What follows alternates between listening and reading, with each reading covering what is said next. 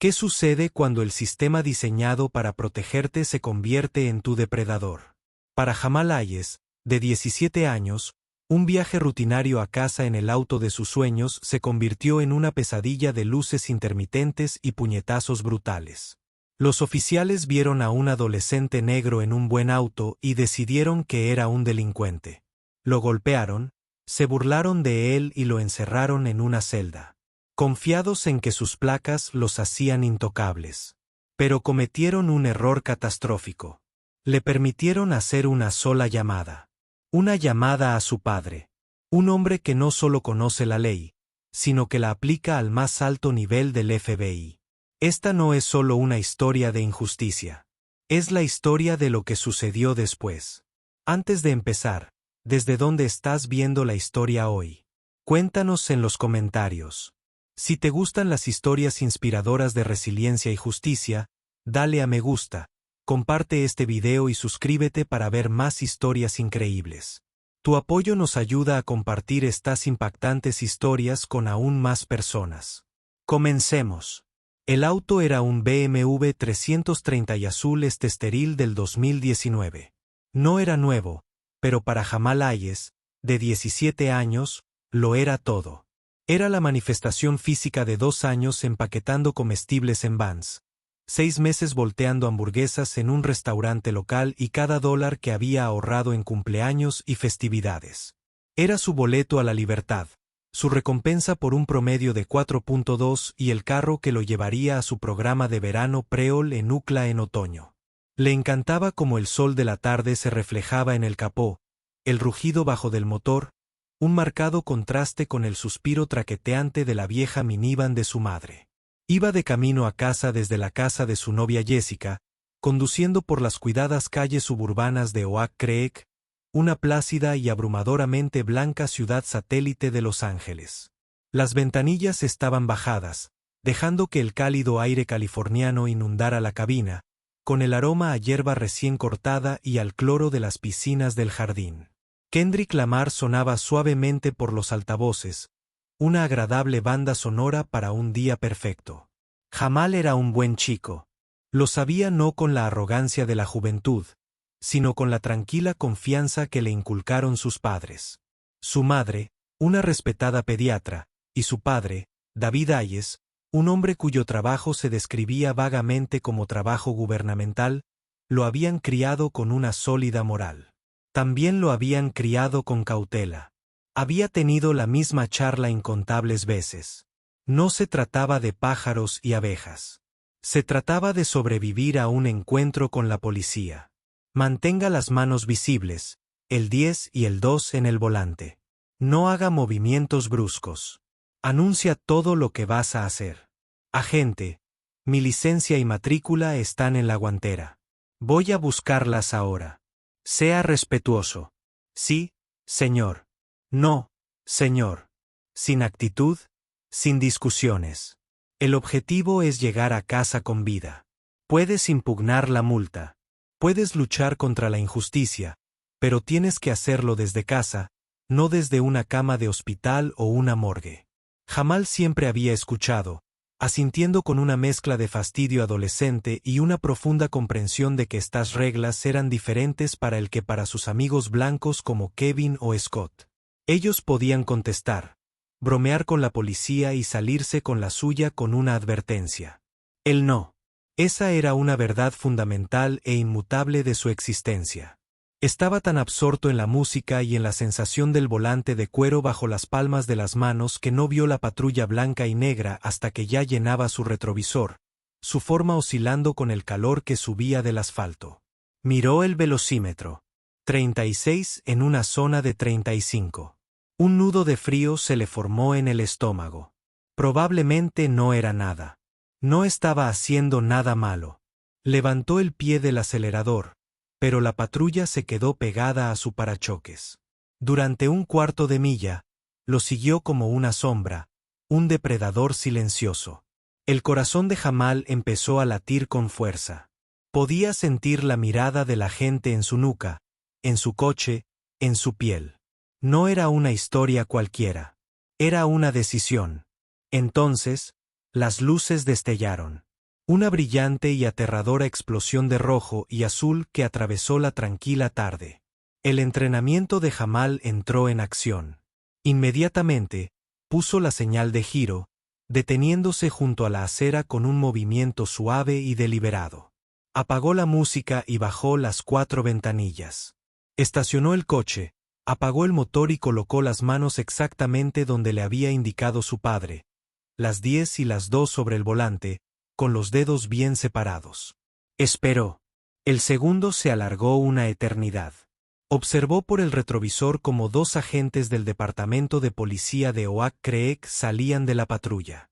El conductor era mayor, corpulento, con el rostro curtido y un bigote que parecía permanentemente rizado en una mueca de desprecio.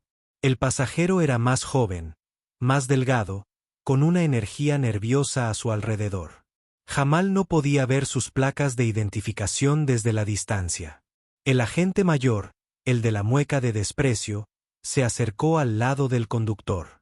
Su compañero se quedó atrás, junto al maletero del BMW, con la mano apoyada con indiferencia en la culata de su pistola enfundada. «Hijo, ¿sabes por qué te detuve?», preguntó el agente mayor con voz ronca y grave. No esperó la respuesta.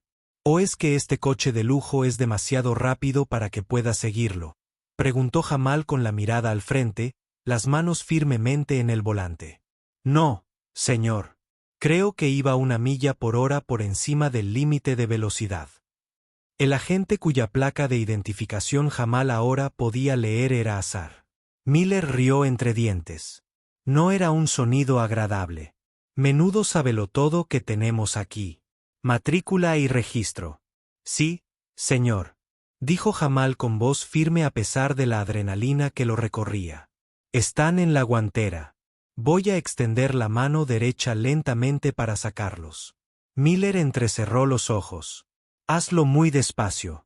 Jamal hizo exactamente lo que le dijo, con movimientos precisos y sin amenazar. Sacó los documentos del sobre que su madre insistía en que guardara y los entregó por la ventana. Miller se los arrebató. Miró la matrícula, luego volvió a mirar a Jamal, luego la matrícula. «Jamal Hayes. Este coche está a nombre de David y María Hayes». «Sí, señor. Son mis padres». «Tus padres, dijo Miller, intercambiando una mirada con su compañero, Evans. «Deben de estar bien para comprarle un BMW a su hijo». Se acercó más, bajando la voz. «¿O simplemente lo pediste prestado para darte una vuelta? Quizás de un taller que no es suyo». La acusación flotaba en el aire, densa y venenosa. Fue el momento en que todo cambió. Ya no se trataba de una infracción de tráfico. «Señor, este es mi coche», dijo Jamal, con la voz empezando a temblar. «Lo compré con mi propio dinero. Mis padres ayudaron con la matrícula». «¿Tu dinero?», se burló Miller, con una incredulidad teatral. «¿Haciendo qué?». «Vendiendo droga en la esquina». Jamal sintió un arrebato de ira, pero se contuvo, con sabor a cobre en la boca. «El objetivo es llegar vivo a casa. Tengo 2 trabajos, señor. En el Banson ELM, en el restaurante del centro». «Claro que sí, chico. Claro que sí», dijo Miller, retrocediendo del coche. «Voy a necesitar que salgas del vehículo». A Jamal se le heló la sangre. «Señor, ¿por qué? No he hecho nada malo». El rostro de Miller se endureció, la falsa censura desapareciendo por completo. «Acabo de darte una orden legal. Sal del maldito coche ahora mismo». Jamal tragó saliva con dificultad. Se desabrochó el cinturón de seguridad, abrió la puerta y salió a la limpia calle suburbana. El mundo de repente se sintió ladeado e irreal. El sol seguía brillando. Una mujer seguía regando sus rosas 2 casas más allá.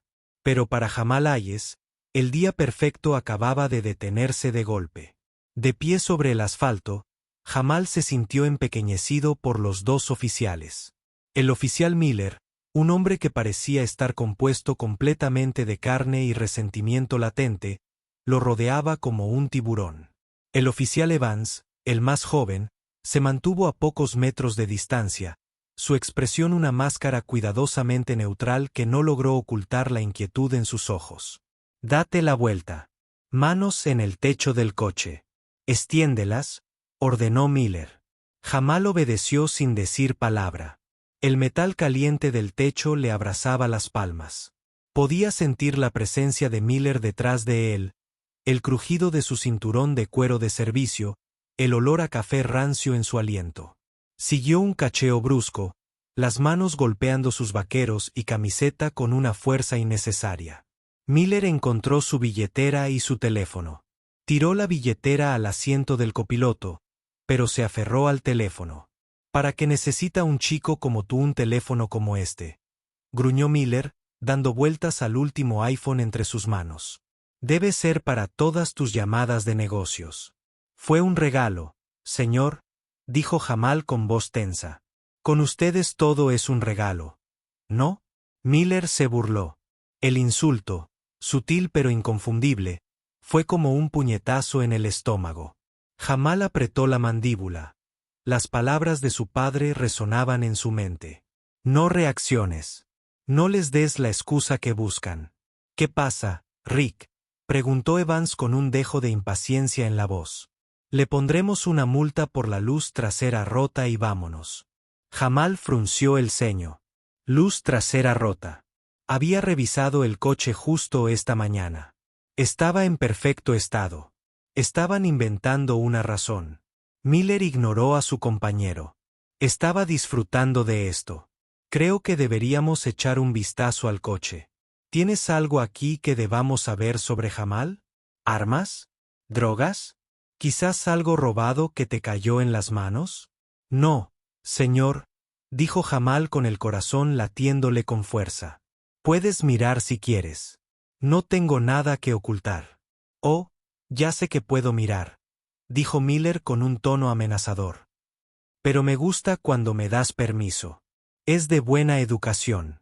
Se acercó al oído de Jamal, con un susurro venenoso. Ahora, ¿dónde está el compartimento secreto? Todos ustedes tienen un compartimento secreto para sus cosas. El racismo puro y duro de la declaración dejó atónito a Jamal. No pudo formular una respuesta. Esto no estaba pasando. No aquí. No en Oak Creek. No a él.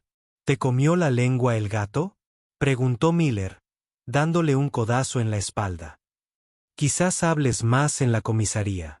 Evan cambió de postura, carraspeando. Rick, no tenemos causa probable para registrar el vehículo, y mucho menos para arrestarlo. Solo tenemos una milla más allá y una luz trasera que funcionaba hace 5 minutos. Fue una protesta débil, pero algo era algo. Por un fugaz segundo, Jamal sintió un rayo de esperanza. Tal vez el policía más joven tenía conciencia. Miller se volvió hacia su compañero, con los ojos encendidos de furia. ¿Eres policía o abogado defensor, Evans? El chico parece nervioso. Su historia sobre comprar un coche de $30,000 y empacar la compra es: esa es mi causa probable. Ahora, ¿me vas a ayudar a deshacerme de este coche o te vas a quedar ahí parado cuestionando mi juicio? Evans sintió que se le desmoronaba la espalda. Lanzó una rápida mirada de disculpa a Jamal antes de murmurar: bien, Rick. Lo siento. Empezaron a registrar el coche. Era una infracción. Jamal lo sentía en los huesos. Levantaron las alfombrillas, rebuscaron en la guantera, esparciendo la documentación y el seguro por el suelo. Abrieron el maletero, sacaron su bolsa de deporte y vaciaron su contenido en la calle impoluta. Pantalones cortos de baloncesto sudados, unas Nike, un libro de texto para su clase de física de verano. Jamal observaba, con una sensación de absoluta impotencia invadiéndolo. Sabía que debía protestar, afirmando que no consentía el registro, pero el miedo era físico. Una mano le tapó la boca. Pensó en sacar su teléfono para grabar, pero Miller aún lo tenía. La frustración crecía en Miller al no encontrar nada. Ni drogas, ni armas, ni fajos de billetes, solo las pertenencias cotidianas de un adolescente. Cuanto más limpio estaba el coche de Jamal, más furioso se ponía Miller. Era como si la inocencia de Jamal fuera un insulto personal. ¿Dónde está?, gruñó Miller, cerrando el maletero de golpe. Te crees listo, ¿verdad? Probablemente lo escondiste en algún sitio antes de que te detuviéramos. Señor, le dije que no hay nada que encontrar, dijo Jamal con voz suplicante. Miller regresó con paso decidido, su rostro a centímetros del de Jamal. No me mientas, chico. Siempre sé cuando mienten los de tu clase. Y ahí fue cuando Jamal cometió su error. No fue grave. Fue una simple reacción humana. Rompió el contacto visual con Miller y miró calle abajo a la mujer que ya no regaba sus rosas, sino que ahora miraba a través de sus persianas. Una testigo silenciosa de su humillación. Miller vio la mirada. La vio como un desafío. ¿Qué? ¿Buscas a tus amigos? ¿Crees que alguien te va a ayudar? Empujó a Jamal con fuerza contra el coche. Mírame cuando te hablo. El empujón provocó una punzada de dolor en el hombro de Jamal. El instinto se apoderó de él. Se apartó del dolor, su cuerpo girando ligeramente. Fue un movimiento reflejo, no agresivo, pero fue toda la excusa que Miller necesitaba. Se resiste, gritó Miller, su voz un repentino y agudo ladrido de pánico fingido. Va por mi arma. Los ojos de Evans se abrieron de par en par. Sabía que era mentira. Las manos de Jamal seguían apoyadas en el techo, lejos del arma de Miller. Pero las palabras habían sido dichas. Se había cruzado la línea. Antes de que Jamal pudiera procesar la acusación, Miller lo agarró del cuello y le estrelló la cara contra el lateral del coche. El mundo estalló en un instante de dolor intenso y el repugnante crujido del cartílago al romperse la nariz contra el marco de la puerta. La sangre caliente y cobriza brotó a borbotones, llenándole la boca y las fosas nasales. Se desplomó en el suelo, desorientado y jadeando. A través del zumbido en los oídos, oyó a Miller gritarle: ¿Quieres pelear con un policía? ¿Te crees un tipo duro? Una bota le impactó en las costillas, luego otra. Se encogió en posición fetal, intentando protegerse la cabeza mientras los golpes le llovían en la espalda y los hombros. Podía oír a Evan gritar: «Rick, basta. Rick, para». Pero las palabras eran lejanas, ahogadas por el estruendo de su propia sangre en los oídos. Miller era un hombre poseído, con el rostro deformado por la rabia. Pateaba y golpeaba, desahogando años de ira y prejuicios reprimidos en el chico a sus pies. La ley, el procedimiento, la presencia de su compañero. Nada de eso importaba. Lo único que importaba era este momento de violento poder absoluto sobre el joven negro que se había atrevido a triunfar, que se había atrevido a existir en su mundo, en este coche, en esta calle. La visión de Jamal empezó a nublarse. Lo último que vio antes de que el mundo se oscureciera fue la luz del sol reflejándose en el cromo pulido de la rueda de su BMW. El símbolo de un sueño que en 10 minutos se había convertido en una auténtica pesadilla. El mundo volvió a la normalidad en pedazos. La textura áspera del asfalto contra su mejilla, el olor acre del escape, el sabor metálico de su propia sangre. Jamal tosió y un dolor punzante le recorrió las costillas. Intentó incorporarse, pero sus brazos no le obedecían. Un gran peso le oprimía la espalda. «Quieto, pedazo de basura», gruñó la voz de Miller por encima de él. Sintió el frío y agudo mordisco del metal mientras las esposas le ceñían las muñecas, moviéndose hasta clavarse dolorosamente en la piel. Lo pusieron de pie bruscamente, con las piernas apenas sosteniéndolo. El mundo daba vueltas. Un caleidoscopio vertiginoso de cielo azul, césped verde y el rostro horrorizado del oficial Evans.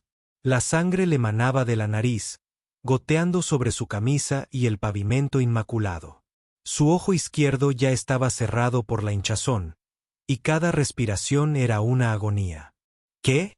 ¿Qué hice?», preguntó Jamal con voz áspera, con la voz llena de sangre y confusión. «Agredir a un policía, resistirse al arresto.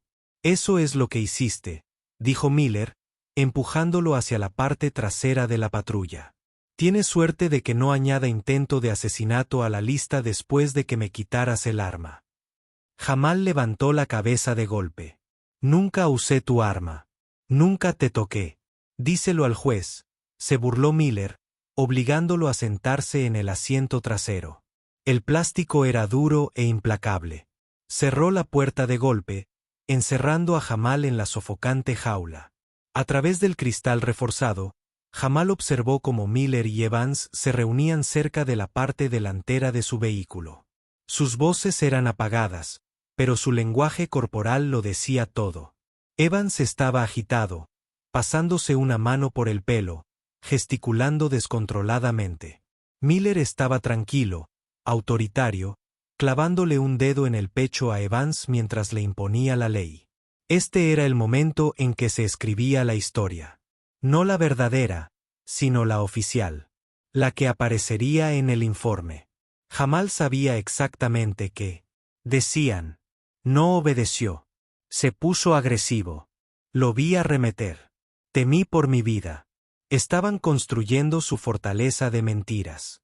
Ladrillo a ladrillo, doloroso. Vio a Miller señalar la luz trasera del BMW. Evans, a regañadientes, sacó su porra y, con un chasquido rápido y seco, rompió la carcasa de plástico rojo. La evidencia ahora estaba fabricada para encajar con el crimen.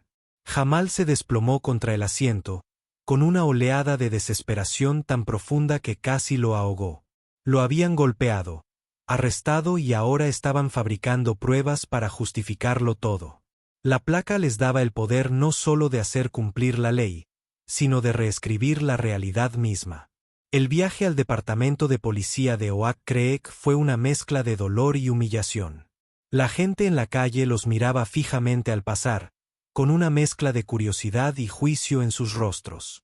Vieron a un adolescente negro en la parte trasera de una patrulla y sus mentes llenaron los espacios en blanco, recurriendo a un profundo pozo de prejuicios sociales. No vieron a un estudiante de honor. Vieron a un matón. En la comisaría, lo procesaron con una eficiencia fría y distante. Le tomaron las huellas dactilares. Fotografiaron su rostro ensangrentado para una foto policial que lo perseguiría para siempre. Ignoraron su nariz rota. Sus solicitudes de atención médica fueron desestimadas entre risas. Recibirá atención médica en la cárcel del condado, le dijo un sargento de guardia sin levantar la vista de sus papeles. Le quitaron los cordones de los zapatos y el cinturón y lo metieron en una celda. La pesada puerta de acero se cerró con un ruido metálico, absolutamente definitivo. La celda era pequeña, fría y olía a sudor rancio y desinfectante. Un banco de cemento era su único mueble. Se sentó. El movimiento le provocó nuevas oleadas de dolor. Durante un largo rato, permaneció allí sentado, intentando dar sentido a lo incomprensible. Hacía una hora, era un niño con un futuro brillante. Ahora era un conjunto de cargos. Agresión a un oficial, un delito grave, resistencia al arresto, un delito menor y una letanía de infracciones de tránsito. Su coche fue incautado. Su cuerpo estaba destrozado. Su futuro era un vacío aterrador e incierto. Pensó en sus padres, su madre, que estaría frenético de preocupación al no volver a casa, su padre, quien le había advertido sobre esta misma situación. La vergüenza era una carga más pesada que el dolor. Había seguido todas las reglas, hecho todo lo que su padre le había dicho, y no había importado. El sistema no solo era defectuoso, estaba diseñado para fallarle. Después de lo que pareció una eternidad, un guardia apareció en la ventana enrejada de la puerta de su celda. Hayes, solo tienes una llamada. Haz que valga la pena.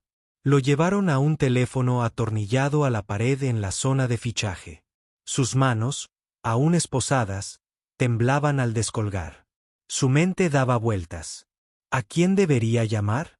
Su madre entraría en pánico. A un abogado. No conocía a ninguno.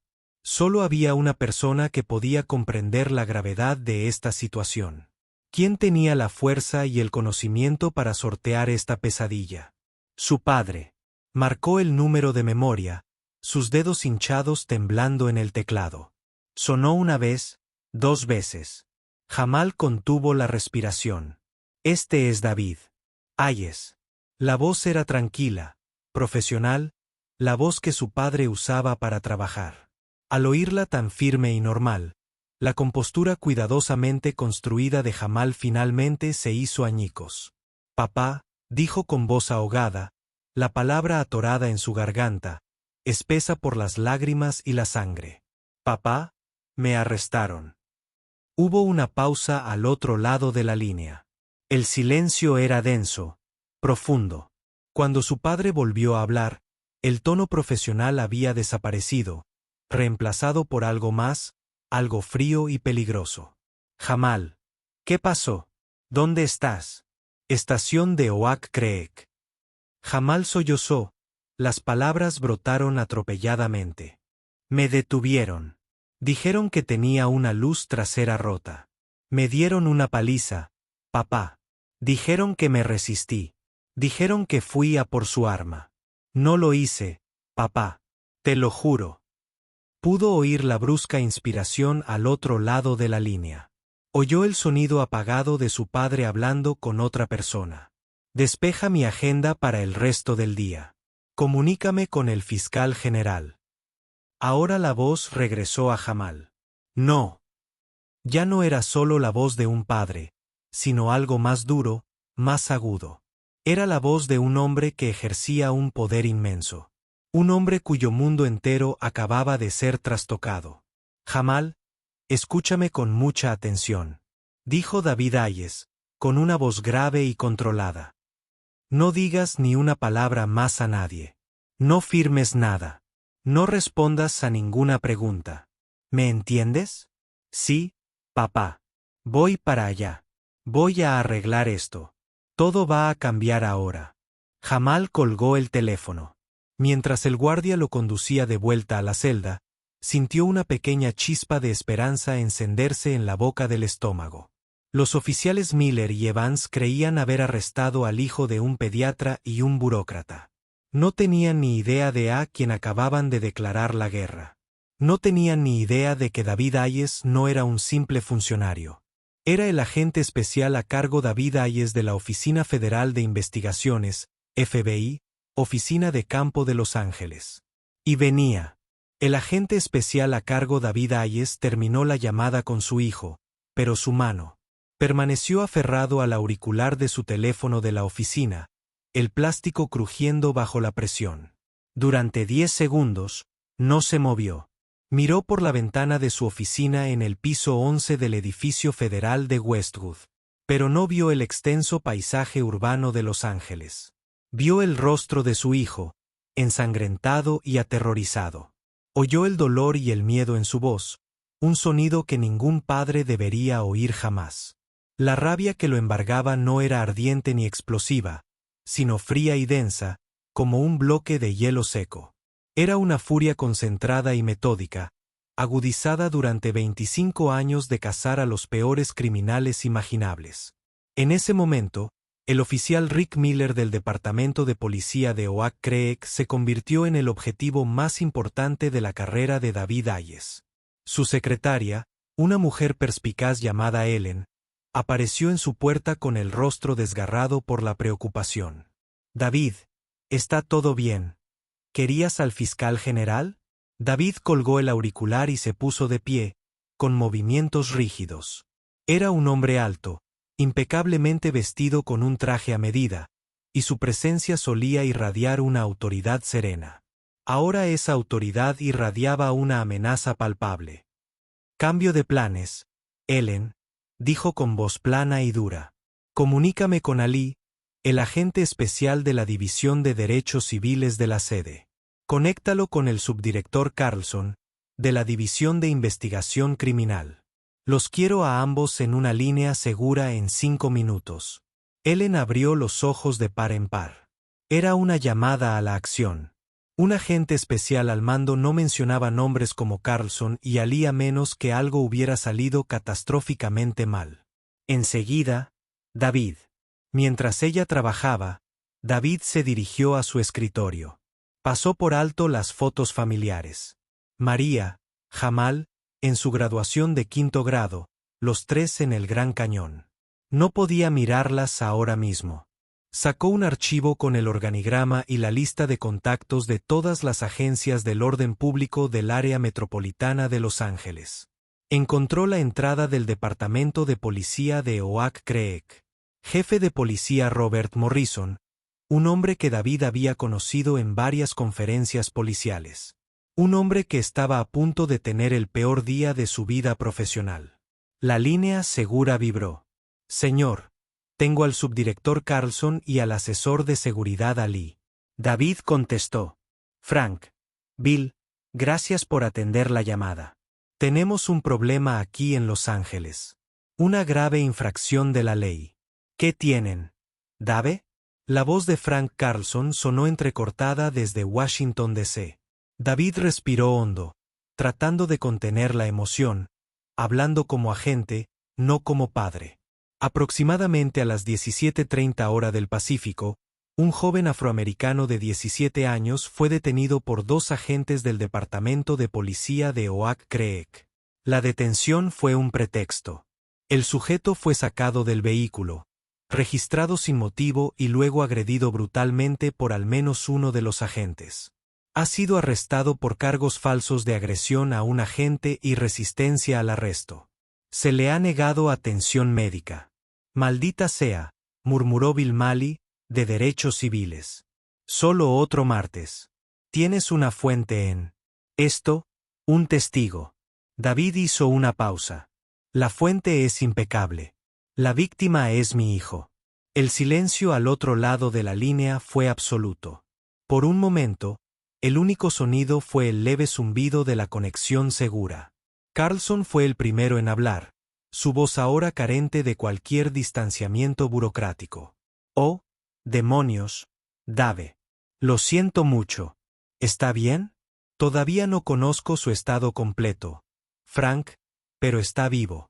Está en una celda. ¿Qué necesitas? Preguntó Ali, con un tono acelerado. Un equipo de vuelo completo. Todo lo necesario. Necesito que me asignen un número de caso inmediatamente, dijo David, con la voz como un pedernal.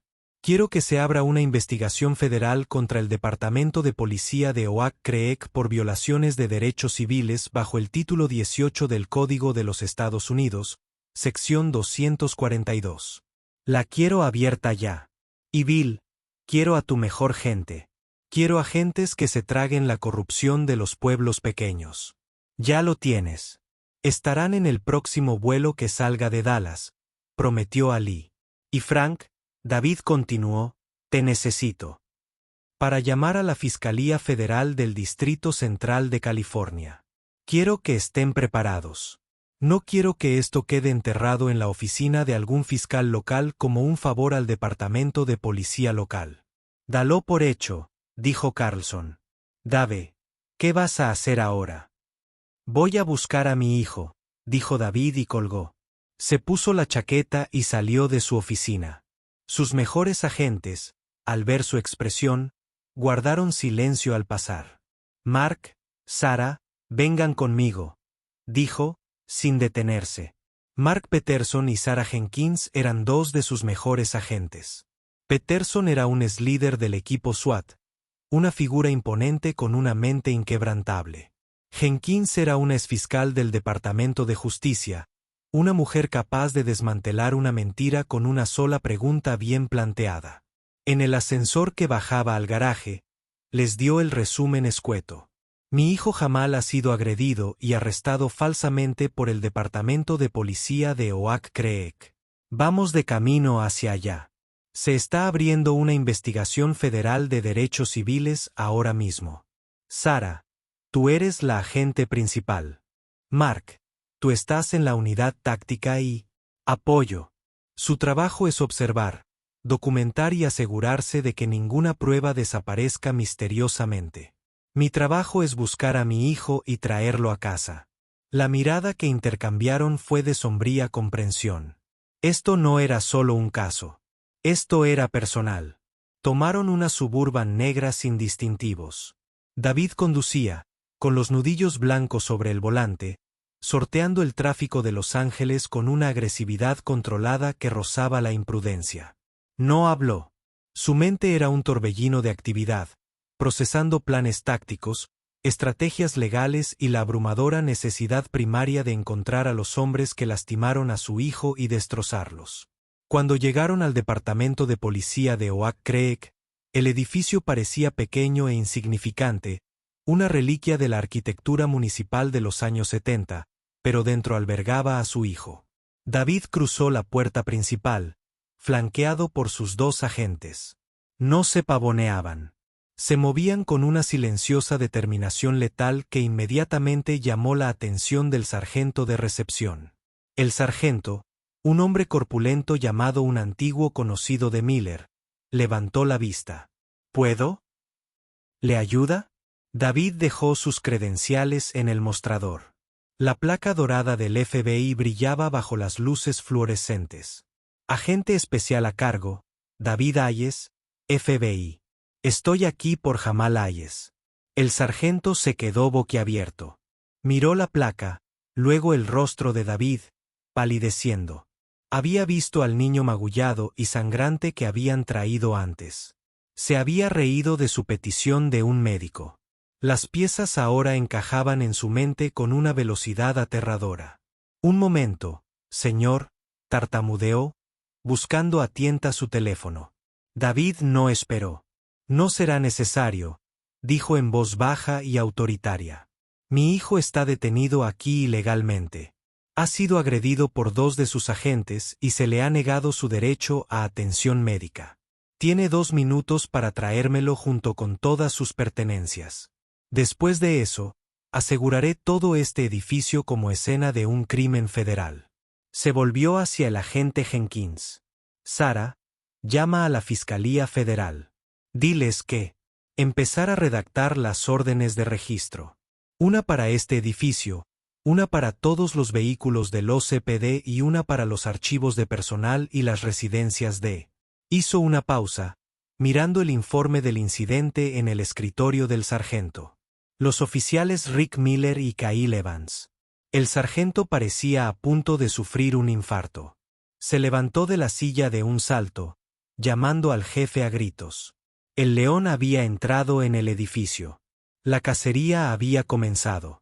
El jefe de policía, Robert Morrison, disfrutaba de una taza de café rancio y fantaseaba con su inminente jubilación cuando su sargento de guardia irrumpió en su oficina, pálido y sudoroso. Jefe, tenemos un problema. Un problema enorme. Morrison, un hombre cuyo mandato se caracterizó por su preferencia por evitar el papeleo y los conflictos, suspiró. ¿Qué pasa ahora, Bill? Le dieron otra multa de aparcamiento a la esposa del alcalde. Señor, el FBI está aquí en el vestíbulo. Se trata del chico que Miller y Evans trajeron hace una hora. La agresión a un oficial. Morrison se enderezó. El FBI por un caso de agresión local. ¿Para qué demonios? El chico. Es el hijo del agente especial a cargo de la oficina de Los Ángeles. El sargento susurró como si decirlo demasiado alto lo empeorara. La taza de café se le resbaló de la mano a Morrison, rompiéndose en el suelo y salpicándole un líquido tibio en los pantalones. Miró fijamente al sargento, sin poder procesar las palabras. ¿Me estás tomando el pelo? Está en el vestíbulo ahora mismo, jefe, con otros 2 agentes. Están hablando de órdenes de registro y escenas de crímenes federales. Un terror frío como el que Morrison no había sentido en sus 30 años en la policía lo invadió. Era el jefe de un pequeño pueblo. Lidiaba con ladrones y disputas domésticas. El FBI era una bestia mítica que se veía en televisión. Ahora estaba en su vestíbulo y estaba furioso. Se puso de pie de un salto y prácticamente corrió a recepción. La escena era exactamente como la describió el sargento. 3 figuras vestidas con trajes oscuros, de pie con una inquietante quietud. El hombre del centro, David Hayes, Tenía una expresión tan fría y dura que podría haber cortado cristal. «Jefe Morrison», preguntó David, su voz peligrosamente tranquila. «Agente Hayes», farfulló Morrison, extendiendo una mano húmeda que David ignoró deliberadamente. «Debe haber algún malentendido». «El único malentendido, jefe, es que parece pensar que sus oficiales pueden actuar como matones y salirse con la suya», respondió David. «¿Dónde está mi hijo?». En ese momento, una puerta se abrió con un zumbido y sacaron a Jamal, todavía esposado. Su rostro era un desastre hinchado y descolorido, su camisa manchada de sangre seca. Verlo envió una nueva lanza de hielo a través del corazón de David, pero su expresión permaneció como una máscara de piedra. Hizo un gesto con la cabeza al agente Peterson, que dio un paso adelante. «Nosotros nos encargaremos desde aquí», dijo Peterson al oficial de escolta, su voz no dejaba lugar a discusión. Sacó una llave y desesposó a Jamal, quien prácticamente cayó en los brazos de su padre. David sostuvo a su hijo por un momento, su mano tocando suavemente la parte posterior de la cabeza de Jamal. Le susurró al oído: «Ahora está bien. Te tengo». Luego miró por encima del hombro de Jamal. Sus ojos se encontraron con los del jefe Morrison. La mirada era puro fuego. «El agente Jenkins está de camino al hospital con mi hijo», anunció David, y su voz resonó en la estación repentinamente silenciosa. Jamal, apoyándose pesadamente en Sarah Jenkins, fue guiado afuera. «Será examinado y sus heridas serán fotografiadas. Esa será la prueba en el caso federal contra sus agentes. Ahora les informo oficialmente que el FBI está abriendo una investigación sobre el Departamento de Policía de Oak Creek por un patrón y práctica de abusos contra los derechos civiles». Morrison sintió que el suelo se hundía bajo sus pies. Una investigación de patrones y prácticas era una sentencia de muerte para un departamento pequeño. Significó supervisión federal, años de batallas legales y una completa destrucción de su mando. «Ahora, David, no nos apresuremos», suplicó Morrison, con la voz quebrada. «Estoy seguro de que podemos manejar esto internamente. Investigaré personalmente la conducta de Miller. Puede ser un poco impulsivo, pero es un buen policía». David se rió, un sonido breve, agudo y aterrador. «¿Un buen policía, jefe?». «Su buen policía acaba de agredir a un menor por el delito de conducir un automóvil que su mente llena de prejuicios no podía aceptar. Y su compañero se mantuvo al margen y dejó que sucediera. Esto ya no es un asunto interno. Es un asunto federal». Se acercó un paso más y bajó la voz. «Quiero sus armas de servicio, sus placas y a ambos puestos en licencia administrativa con efecto inmediato. Quiero las imágenes sin editar de las cámaras corporales de ambos oficiales, las imágenes de la cámara del tablero de su vehículo y todas las grabaciones de radio del despacho. Time of the stop. Andy want it all on my desk within the hour. If any of it is missing, corrupted, or edited in any way, I will add obstruction of justice to the charges. Morrison was cornered. Enu Miller and Evans. Enu Miller's reputation. He also knew that if the FBI wanted something, they got it. His career was flashing before his eyes. You have it, he said, his voice a defeated whisper. Meanwhile, in the station's break room, Officer Rick Miller estaba deleitando a algunos compañeros con su versión del arresto. Entonces, el punk se pone como una rana y trata de huir. Tuve que derribarlo con fuerza. Le enseñó un poco de respeto por la insignia. La puerta se abrió de golpe y el jefe Morrison se quedó allí, con el rostro pálido. «Miller Evans, mi oficina ahora». Los dos oficiales intercambiaron una mirada confusa y siguieron al jefe. Dentro de la oficina, Morrison cerró la puerta. «¿Qué diablos hicieron ustedes dos?», exigió. «¿De qué estás hablando, jefe?». «Hicimos un buen collar», dijo Miller, hinchando el pecho. «Un buen collar». Morrison chilló. «¿El chico al que golpeaste y arrestaste? Su padre es David Hayes, el jefe del FBI de Los Ángeles. El color desapareció del rostro de Rick Miller. Miró a Evans, cuya propia expresión era de puro terror puro. El mundo acababa de inclinarse sobre su eje. No podía serlo, comenzó Miller. ¿Lo es?, gritó Morrison. Y está aquí ahora mismo con una investigación federal. Dame tus placas y tus armas. La bravuconería de Miller se evaporó, reemplazada por una mirada animal acorralada y aterrorizada. Jefe, fue una parada justa. Él resistió. Guárdalo, Rick. Espetó Morrison. Solo dime que activaste tus cámaras corporales. Por favor, Dios, dime que las imágenes respaldan tu historia. Miller y Evans se miraron. Ambos sabían la verdad. La cámara de Miller se apagó accidentalmente durante la parte más violenta del encuentro. El de Evans había estado encendido, pero el ángulo estaba prácticamente oscurecido. El audio, sin embargo, fue muy claro. Captaría los insultos raciales de Miller y la falta de cualquier orden verbal antes de que comenzara el asalto, y captaría el favor de Jamal y las débiles protestas de Evans.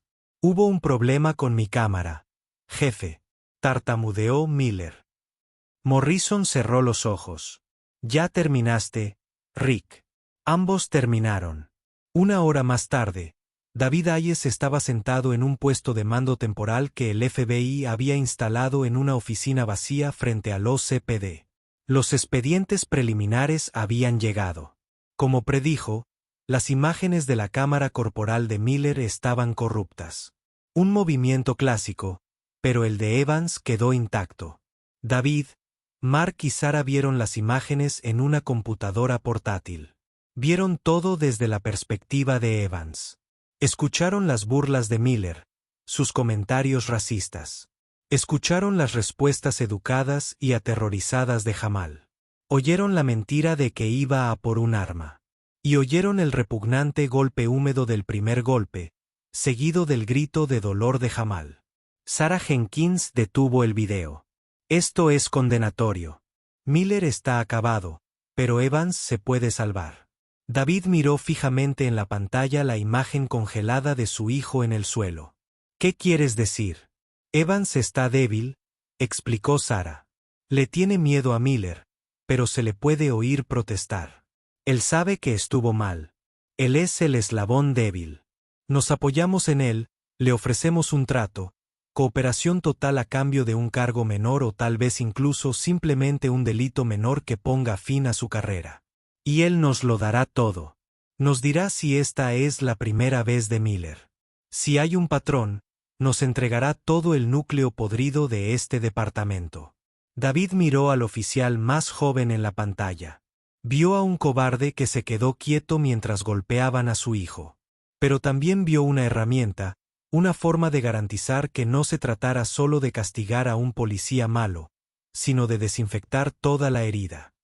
Está bien, dijo David, su voz carente de emoción. Traiga al oficial Evans. Veamos si está listo para salvarse. El sistema estaba empezando a resquebrajarse y el FBI estaba a punto de abrir una brecha en él. Kyle Evans estaba sentado en una sala de interrogatorios de paredes blancas y estériles. No fue en su propio recinto. El FBI lo había llevado a su terreno neutral en el edificio federal. La habitación estaba fría y estaba solo. Durante 45 minutos lo dejaron allí sin nada más que una botella de agua y la cacofonía de sus propios pensamientos de pánico. Había pasado las últimas horas en un estado de terror suspendido. Después de entregar su placa y su arma, lo enviaron a casa, donde paseó por su pequeño apartamento. Las palabras del jefe resonaban en sus oídos. Su padre es David Hayes, el jefe del FBI de Los Ángeles. Fue una pesadilla. Solo había estado en la policía durante 2 años. Había seguido el ejemplo de Rick Miller porque Miller era el oficial superior, el veterano canoso que conocía los entresijos. Miller le había dicho que así era como se manejaba a los de su especie. Con mano firme para demostrarles quién mandaba. Kyle sabía que estaba mal.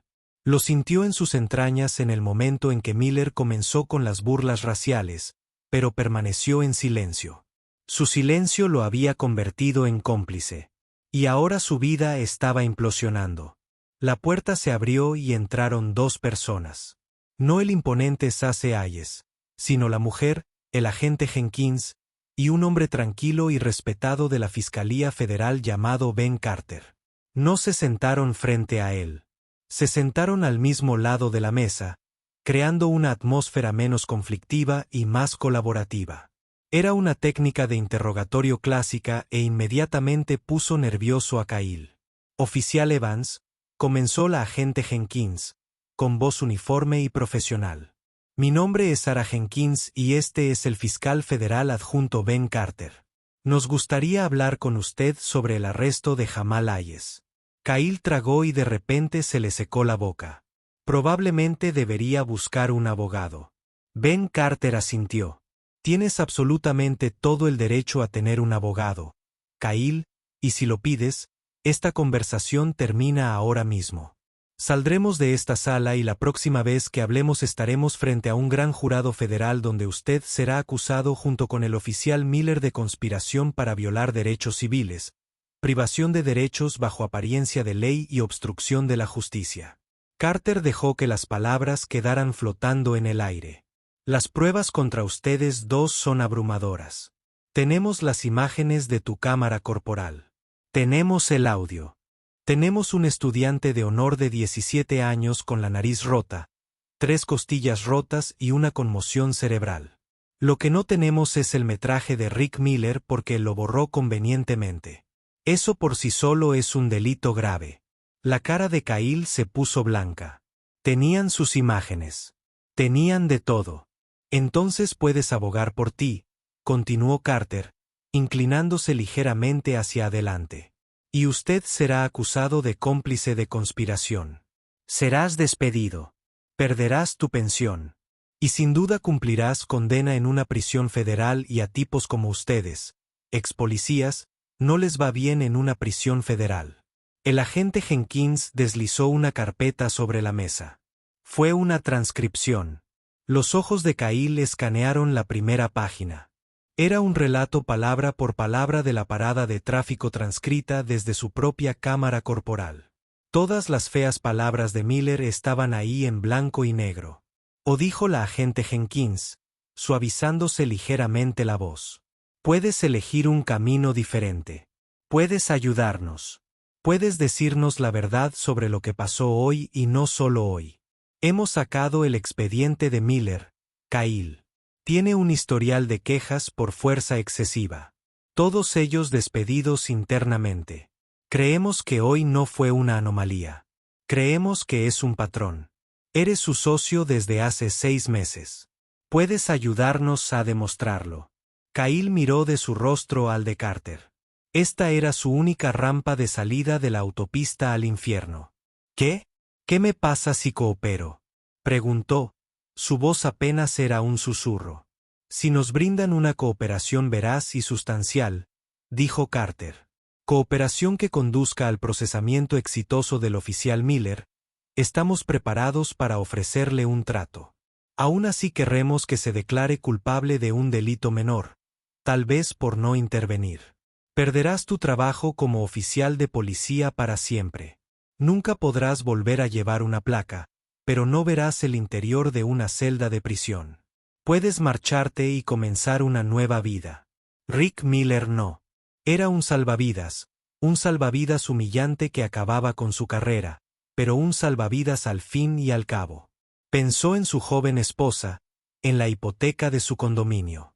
Pensó en ir a prisión.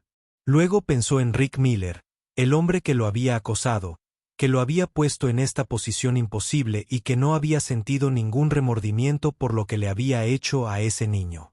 Su lealtad a Miller, ya frágil, se hizo añicos por completo. Está bien, dijo Kyle, dejándose caer en su silla. Está bien. ¿Qué necesitas que haga? Durante las siguientes 3 horas, Kyle Evans les contó todo. Contó no solo el asalto a Jamal, sino también otros casos en los que Miller había usado fuerza excesiva, en los que se había jactado de identificar a los sospechosos. Les dio un retrato detallado y condenatorio de un policía racista y violento que se sentía por encima de la ley. Cuando terminó, el agente Jenkins se inclinó. Esto es bueno, Kyle. Esto es muy bueno. Pero su palabra contra la tuya no es suficiente. Necesitamos más. Lo necesitamos grabado. A Kyle se le heló la sangre. ¿Qué quieres decir? Necesitamos que uses un micrófono, dijo simplemente. Necesitamos que hables con él. Haz que hable sobre lo que le hizo a Jamal Hayes. Haz que admita que mintió en el informe. Haz que se jacte de ello. La idea era aterradora. Miller no era tonto. Si sospechaba algo, pero la alternativa, la prisión federal, era peor. Respiró temblorosamente y asintió. Lo haré. La noche siguiente, Kyle Evans se sentó en una mesa en un bar con poca luz, un lugar donde él y Miller solían ir después de un turno. El bar era ruidoso y olía a cerveza rancia y comida frita. Pegado a su pecho debajo de su camisa había una grabadora digital de última generación. En una camioneta de vigilancia estacionada al otro lado de la calle, el agente Jenkins, el agente Peterson y David Hayes estaban sentados escuchando la transmisión en vivo, con sus rostros iluminados por el brillo verde de los monitores. Rick Miller se deslizó en el reservado frente a él, con una cerveza ya en la mano. Parecía demacrado, su habitual bravuconería reemplazada por una energía tensa y paranoica. ¿Puedes creer esta mierda? Miller refunfuñó, tomando un largo trago de su botella. Los asuntos internos han estado en mi trasero todo el día. Morrison nos arrojó a los lobos. Sé que es una locura, dijo Kyle, tratando de evitar que le temblara la voz. Todavía no puedo creer que el padre de ese niño fuera del FBI. Miller golpeó su botella contra la mesa. De eso se trata todo esto. No se trata de lo que hicimos. Se trata de quién es su papá. Si hubiera sido un don nadie, esto se habría solucionado en 5 minutos. El niño se resiste. El policía usa la fuerza necesaria. Fin de la historia. Esto fue todo. Kyle respiró hondo. Sí, pero Rick, están mirando el informe. Solo me preocupa, ya sabes, que nuestras historias coincidan. Cuando escribiste eso, fue a por tu arma. Miller se inclinó y su voz se convirtió en un susurro conspirativo. No fue por mi arma, idiota. Estabas allí. Lo vi mirar hacia otro lado. Me dio esa mirada desafiante. Tenía que darle una lección al pequeño bastardo. No puedes dejar que piensen que pueden salirse con la suya. Les das una pulgada y tardan una milla. En la furgoneta, David Hayes cerró los ojos. Fue una confesión completa. Desprecio, racismo, admisión de agresión y admisión de presentar una denuncia falsa, todo en un solo paquete. ¿Pero qué pasa con mi cámara corporal? Kyle presionó, su corazón golpeando contra sus costillas. El audio se va a mostrar. El audio no muestra nada, insistió Miller, alzando la voz. Muestra una situación caótica. Es tu palabra y la mía contra un chico punk con un cargo de delito grave. ¿A quién crees que le van a creer? Solo tenemos que mantenernos unidos. No pueden probar nada. ¿Y tu cámara está apagada? Preguntó Kyle. Miller sonrió. Una vista verdaderamente fea. El mejor maldito fallo que he tenido jamás. Presiona el botón por error en la pelea. Sucede todo el tiempo. Él me guiñó un ojo. Solo tienes que ser inteligente al respecto, chico. Así es como se juega el juego. El agente Jenkins miró a David y asintió. Lo tenemos. David presionó su micrófono. Equipo, muévanse ahora. Miller estaba tomando otro trago de cerveza cuando 2 hombres trajeados se deslizaron hacia su lado de la cabina mientras el agente Peterson aparecía al final de la mesa, bloqueando su salida. Rick Miller, dijo la voz del agente Jenkins a su lado. Se giró y la vio sosteniendo sus credenciales del FBI. Está bajo arresto por violar la Ley Federal de Derechos Civiles, conspiración y obstrucción de la justicia. El rostro de Miller pasó por una rápida serie de emociones. Confusión, luego incredulidad y finalmente horror mientras miraba a Kyle Evans, que estaba mirando hacia la mesa, incapaz de mirarlo a los ojos. Finalmente entendió. «Hijo de puta», le escupió Miller a Kyle. «Tú me tendiste una trampa». Cuando los agentes lo esposaron y le leyeron sus derechos, la fachada de tipo duro de Miller se derrumbó por completo. No era más que un patético matón de mediana edad atrapado en una trampa que él mismo había creado. Cuando lo dejaron salir del bar, entre los clientes embobados, ya no era un agente de la ley intocable. Era un delincuente más en camino a la cárcel.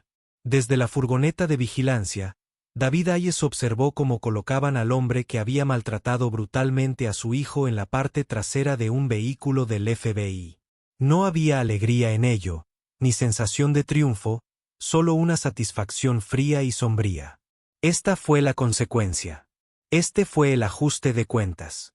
El juicio de Rick Miller no fue un asunto largo ni complicado. Con todo el peso del Departamento de Justicia de Estados Unidos detrás de la acusación, fue una arrolladora legal. Un estadounidense, Ben Carter, presentó un caso irrefutable.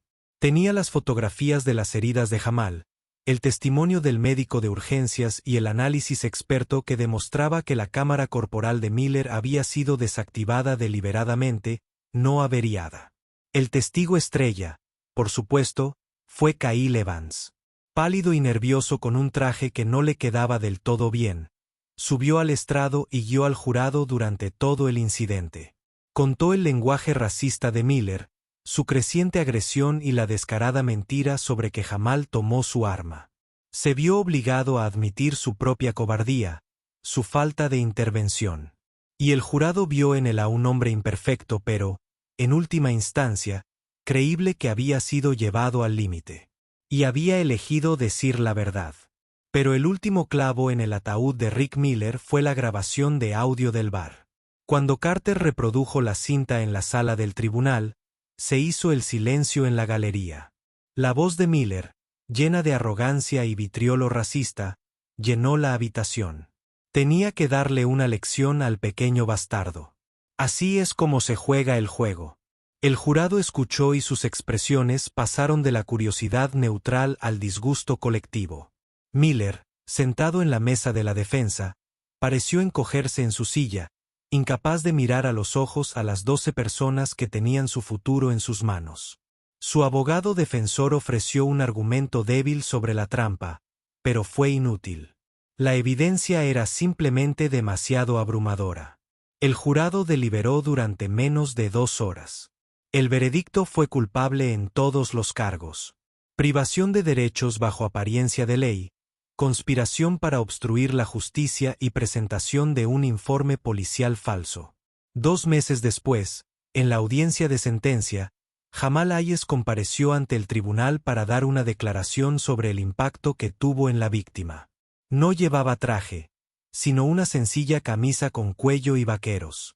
Su nariz todavía estaba ligeramente torcida, un recordatorio permanente del asalto.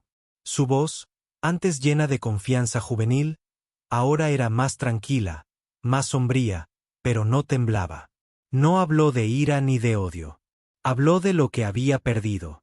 El oficial Miller no solo me rompió la nariz y las costillas, dijo Jamal, mirando directamente al hombre que lo había golpeado. Rompió mi confianza. Me criaron para respetar a la policía, para creer que estaban ahí para ayudar. Me enseñó que el uniforme en el que se suponía que debía confiar podía ser una amenaza. Me hizo sentir que mi vida no importaba por el color de mi piel y el auto que conducía. Las heridas físicas van sanando, pero el miedo que me metió. El miedo de que cualquier parada de tráfico pueda ser la última. No sé si eso desaparecerá algún día. David y María Hayes observaron desde la primera fila, mientras las lágrimas corrían por el rostro de María. David se mantuvo estoico, pero tenía la mano apretada en un puño. La jueza, una mujer severa y sensata llamada Eleanor Thompson, escuchó atentamente. Cuando llegó su turno de hablar, miró a Rick Miller con manifiesto desprecio. «Señor Miller, usted hizo un juramento de respetar la ley», dijo, con la voz llena de autoridad. En cambio, usted se convirtió en el peor enemigo de la ley. Se escondió detrás de su placa para satisfacer sus propios prejuicios y su propia sed de violencia. Traicionó a su socio, a su departamento y a la comunidad que juró proteger. El daño que ha causado se extiende mucho más allá de las lesiones al señor Hayes. Ha erosionado la confianza pública y manchado la reputación de todo buen oficial que lleva la placa con honor. Este tribunal no tolerará un abuso de poder tan grave. Condenó a Rick Miller a 12 años en una prisión federal sin posibilidad de libertad condicional. Un grito ahogado recorrió la sala del tribunal. Fue una sentencia severa, mucho más de lo que la defensa había anticipado.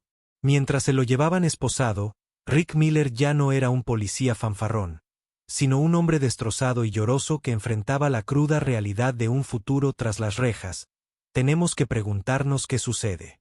Las innumerables víctimas que, ¿no tienes un agente del FBI en marcación rápida? La historia de Jamal tuvo un final poderoso, pero para muchos la pesadilla nunca termina.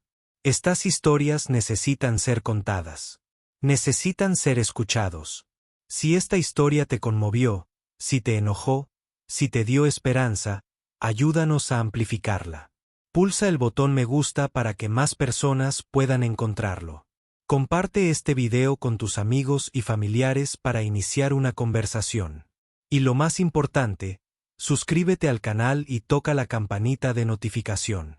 Su apoyo nos ayuda a seguir contando las historias que importan, las historias que exigen un mundo más justo para todos. Gracias por escuchar.